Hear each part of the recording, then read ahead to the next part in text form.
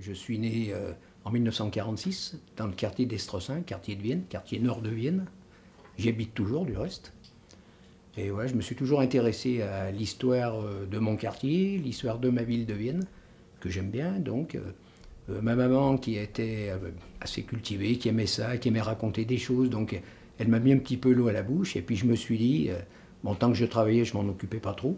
Et étant à la retraite maintenant, je me suis dit, tiens, si je m'intéressais un petit peu à l'histoire de ma ville, comme ça, pour avoir des éléments, savoir, par exemple, Pipet, depuis quand ça date, parce que j'avais pas beaucoup de choses qu'on m'avait racontées là-dessus.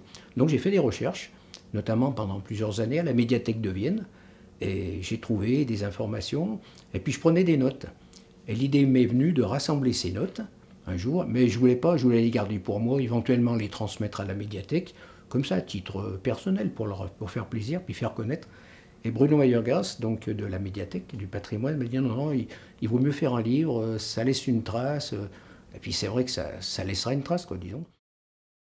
Donc j'ai retracé l'histoire de la ville depuis 1850, puisqu'on peut consulter les archives, les quotidiens à partir de cette date. J'ai regardé la Tribune de Vienne, le Dauphiné libéré, plus des informations personnelles que j'avais. Et j'ai réussi à faire un livre qui fait 244 pages, je crois. Donc qui me paraît assez intéressant. J'ai mis en valeur aussi les maires de la ville de Vienne, les édiles, parce que c'est vrai que c'est eux, avec le conseil municipal, qui sont un petit peu à l'origine des constructions, de l'évolution de la ville. Parce que cette ville, en réalité, pendant très longtemps, elle était enfermée dans des remparts. Et puis un jour, au 19e siècle, le 18e, 19e, elle est sortie de ses remparts, elle s'est étendue. Donc il y a eu le quartier de Lille, il y a eu le quartier plus tard de Malisol. Donc la ville s'est extrêmement étendue. Le Rhône, les berges du Rhône se sont complètement modifiées entre les années 50 et puis maintenant. L'autoroute a été construite, la voie express a été construite. Donc la ville s'est complètement transformée. J'ai inscrit des anecdotes comme ça qui se sont passées. Comme par exemple, bon, les Viennois le savent, mais pas tous. Quand on a inauguré la statue de Pipet, il y a eu un accident grave, puisque l'inauguration s'est faite au Champ de Mars. Et l'estrade sur laquelle étaient montées les autorités, peut-être trop nombreuses, s'est écroulée. Il y a eu une dizaine, une quinzaine de blessés, je crois. Donc c'est tout un tas d'anecdotes que je raconte dans le livre. Le livre, il se présente, donc il y a une très belle couverture, avec, on voit la construction du pont qu'on appelle, nous les Viennois, on appelle le pont Neuf, qui est le pont de Lattre de Tassigny. Donc voilà sa construction. La passerelle a été faite en 1829, donc c'était beaucoup plus vieux. La deuxième gravure représente l'inauguration de la statue de Ponsard, en 1870. Donc il n'y avait pas de photo ou très peu. Donc c'est une gravure, une reproduction d'une gravure. Cette statue a été volée par les Allemands en 1942.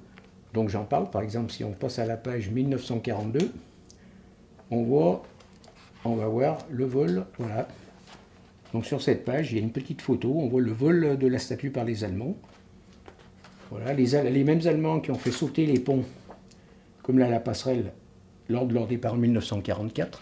Donc c'est tout un tas d'événements que j'explique dans mon livre. Alors, il y a peut-être des informations connues, d'autres qui ne sont pas connues. Par exemple, en 1950, il y a eu cette statue place de l'Hôtel de Ville pour François Ponsard, qui a déménagé à nouveau en 1970 pour aller boulevard Eugène Arnaud.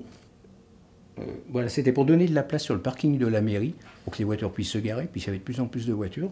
Donc cette fameuse statue a déménagé boulevard Eugène Arnaud vers la sous-préfecture.